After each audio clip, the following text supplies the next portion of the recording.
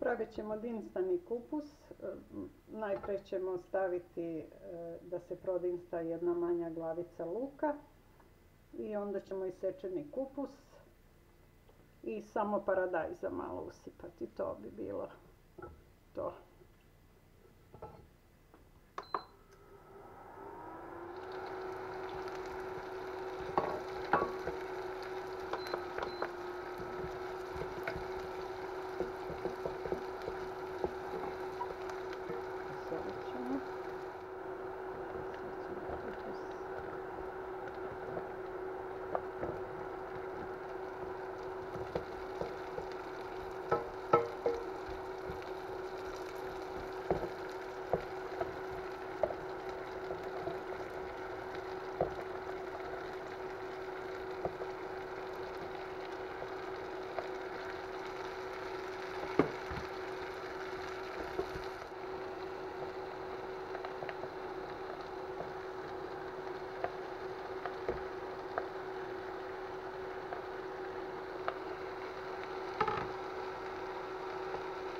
Ćemo malo suvog začina,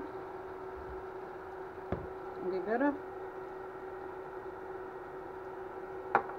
stavit ćemo paradajz,